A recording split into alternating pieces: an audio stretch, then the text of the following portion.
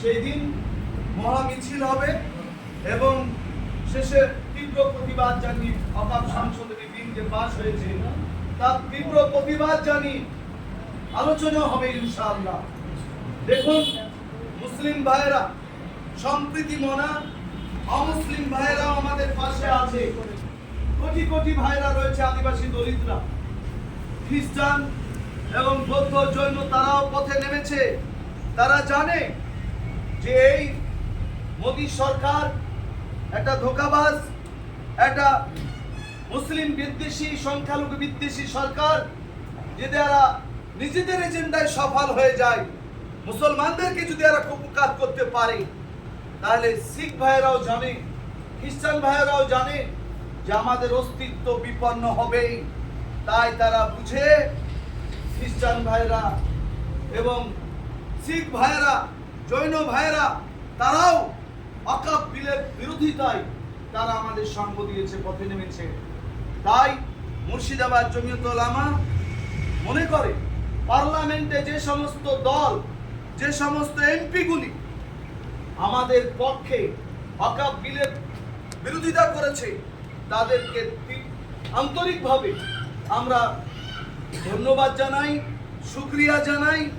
আমরা তাদের পাশে আছি, রাজনৈতিকভাবেও তাদের পাশে আছি, মানসিকভাবেও তাদের পাশে আছি। আপনারা জানেন, পার্লামেন্টে 543টা এমপি, একটা এমপি বিজেপির নাই। আর রাজ্যসভাতে যে এমপিগুলি নির্বাচিত হন, একটা এমপিও নির্বাচিত হয়নি। কিন্তু 6টা এমপি কেন্দ্রীয় সরকার নিজে নমিনেটেড এমপি করেন, তারা 6 জন। তার মধ্যে একজনকে করেছে, তার নাম গোলাম রসুল। মাথায় রাখবেন, এই গোলাম রসুল, নামটা গোলাম রসুল, কিন্তু রাজ্যসভাতে সবচেয়ে বেশি ওয়াকফ বিলের পক্ষে, মোদির পক্ষে, 56 ইঞ্চিওয়ালার পক্ষে, মুসলমানদের বিরুদ্ধে সবচাইতে যদি কেউ বেশি বলে থাকে, তার নাম গোলাম রসুল। এইরকম ধোঁকাবাজদের, মুসলিম বিদ্বেষী লোকদের, সম্প্রীতিকে ধ্বংস করার লোকদের ভারতের মাটিতে জায়গা দিতে হবে না। তাই যে যেখানে আছেন, মসজিদে, মাদ্রাসাতে, সরকারের কাছে বিনীত নিবেদন, আসুন। স্বাধীনতার ইতিহাসে 190 বছর ধরে আমাদের বুজুর্গরা বই লিখেছেন, মাদ্রাসায় পড়িয়েছেন, কোরআনের হাফেজ হয়েছেন, বুখারী পড়িয়েছেন, বুখারীর সারা লিখেছেন। তারা পেরেছেন ওই দিন আমাদের সামনে হাজির। আমাদেরও সুযোগ এসেছে কারো শহীদ হওয়ার, কারো ইনকিলাব করার, কারো জেহাদের মতন সংগ্রামী হওয়ার, কারো ঐতিহাসিকভাবে ইতিহাসে অবদান রাখার আমাদেরও সুযোগ এসেছে। কাজী মাদ্রাসায় প্রয়োজনে একবেলা পড়িয়ে, মসজিদে কোন সময় নিজে নামাজ পড়িয়ে, কোন সময় মুয়াজ্জিনকে নামাজ পড়াতে দিয়ে, আমরা আমাদের যদি মসজিদ না বাঁচাতে পারি, মাদ্রাসা না বাঁচাতে পারি, আমাদের বাপদাদা শুয়ে আছেন যে কবরস্থানে, সেই কবরস্থান যদি আমাদের না বাঁচাতে পারি, তাহলে আমাদের ভারতের মাটিতে মুসলমান হিসাবে ইমানের সঙ্গে বাঁচা না বাঁচা সমান হয়ে যাবে। এরা আমাদের সমস্ত সত্তা কেড়ে নেবে। তাই আমাদের সুযোগ, কোটি কোটি হিন্দু ভাইয়েরা আমাদের পাশে আছে, এটাকে কাজে লাগিয়ে একবারে টর্নেডো তুলতে হবে। আগামী 9 এপ্রিল সূচনা মাত্র হচ্ছে। বহরমপুর দিয়ে আমাদের এই আন্দোলন গ্রাম বাংলার প্রত্যেকটা গ্রামে পৌঁছে দিব। আর এই আন্দোলনের ঝড় মোদিজির পার্লামেন্টে টর্নেডোর মতন পড়বে।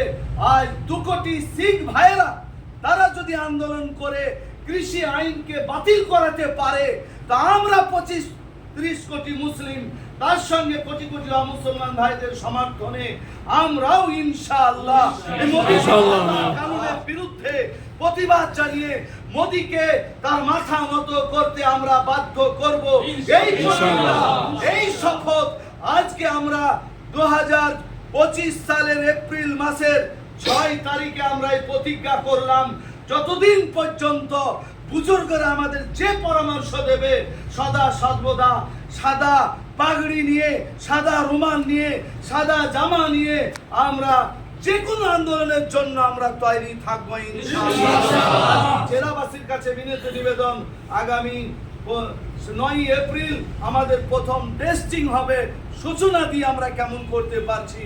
আসুন সবাই দলে দলে আমরা যুক্ত হই। আসসালামু আলাইকুম। আমাদের স্লোগান সেদিন থাকবে, আমাদের সেদিন স্লোগান হবে, আজকেও হবে, আজ থেকে স্লোগান শুরু, মোদি হটাও দেশ বাঁচাও। আমাদের স্লোগান হবে নারায়ে তাকবীর, আল্লাহু আকবার। আমাদের স্লোগান দ্বীন ইসলাম জিন্দাবাদ। জিন্দাবাদ, আমাদের স্লোগান হিন্দু মুসলিম শিখ ইসাই আমরা কেউ ওয়াকাফ বিল না চাই। আমাদের মনে করতে হবে তানাশাহি নেই চলেগি, তানাশাহি নেই চলেগি। মোদি জি দূর হটো, মোদি জি দূর হটো। অমিত শাহ মুর্দাবাদ, মুর্দাবাদ। কালা কানুন মানছি না, কালা কানুন মানছি না। এই বিল প্রত্যাহার করো, এই বিল প্রত্যাহার করো। হবে। মুসলমান ভাই ভাই, সাম্প্রদায়িক বিজেপি দূর হটো, সাম্প্রদায়িক বিজেপি দূর হটো, সেকুলার রেজিম প্রতিষ্ঠিত করো। আসসালামু আলাইকুম।